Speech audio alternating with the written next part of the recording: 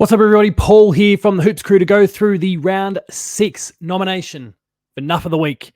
And this week, it is none other than Jeremy Finlayson. Now, it's not the first time that I've spoken about this imbecile in the last couple of weeks. In fact, I put together a full video there where I kind of explored the penalty and what he received, the fact that it was kind of between Clarko's 0 weeks and just a suspended fine, and Tex Walker's 6 weeks for his racist comments, and how it was probably kind of the sweet spot. Now I'm coming to realize, after his stupidity of this week, that 3 weeks probably wasn't enough.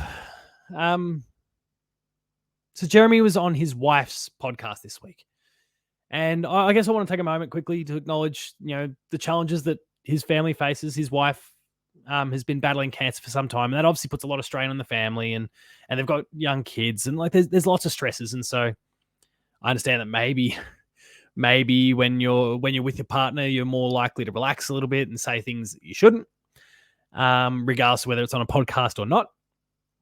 And he might have well had one of those moments when he said on his wife's podcast, during a segment of the show called The Good, the Bad, and the Offensive, he was asked about what his offensive, quote unquote, was for the week. And he said, my offensive is it pissed me off that I got a 3-week suspension. That's it.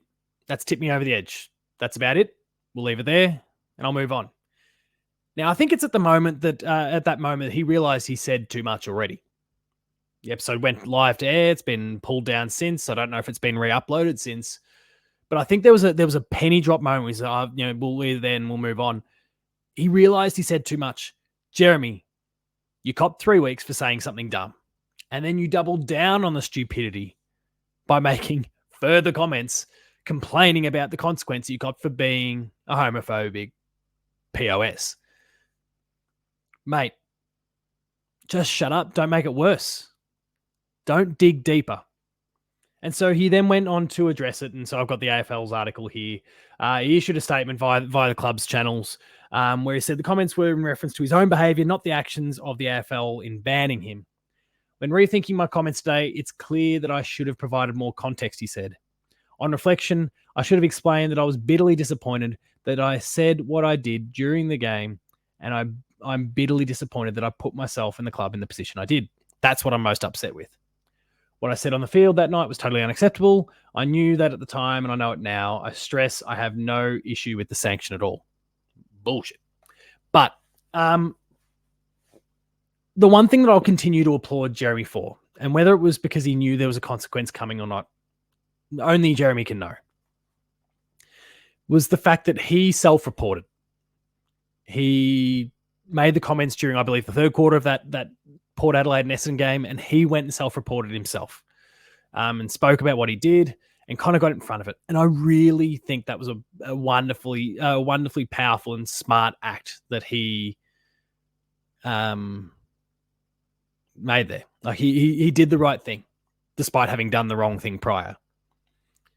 But what he's done since, with comments like in the podcast this week, highlight that maybe it wasn't him necessarily trying to do the right thing by society and by the game, by the AFL.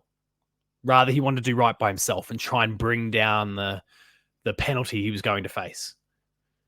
I'll note that when he did his initial speech, he wasn't wearing Port Adelaide colours. There was nothing to indicate that he was kind of representing the club. He was representing himself. And the club has only kind of been more involved more recently, since the consequence has been dished out and since he's made these further comments. Jeremy Finlayson, if you're watching and listening, firstly, I've got your name right since I recorded last. Yay me. Second of all, shut your mouth. You've done the wrong thing. You got yourself into trouble by opening your big mouth in the first place. Shut it now so you don't get yourself in any further trouble. It's just that simple. You're a brilliant footballer. You got lots of talent. You're really valuable to Port Adelaide Football Club, and your team is going to be making one hell of an incredible run at Premiership this year once again. And I'm not opposed to your team winning it either. As long as if Geelong's not going to, I'm not going to complain if Port wins. but you're doing everything you can to jeopardize your club's season due to stupid comments. So right now, you need to put your head in the sand, cop your weeks, cop them quietly, return to the team when that time is up, and let your football do the talking again. Because right now, your comments on podcasts, your comments for the press, they're not working for you. So learn when to quit, be quiet, and stop being enough. That's enough of the week for this week, round 6. I'm sure there's plenty of other very worthy nominees, but as of when this episode goes live, I'm in Tasmania. So I haven't had the full breadth of the round itself to be able to speak to. I've been able to speak really just to the events of the night and to the fact that as I record this, the Bulldogs are pantsing St Kilda Football Club. You could maybe pick Ross and the St Kilda Football Club to be the Nuff this week, but I wanted to get more specific. I wanted to get a bit more on the nose with the subject matter. So Jeremy Finlayson, you're a clown, you're enough. You're the Nuff of the week this week. Cats fans, all fans, thank you very much for watching. Remain Geelong strong. Check out all the Hoops Crew content on all the social media platforms. Hit us up on the Patreon where you'll get early access to some amazing content there as well. You can take a 7-day trial and access some of these things early and see if it's for you. Thanks a lot for watching. Remain Geelong strong, and I'll see you later.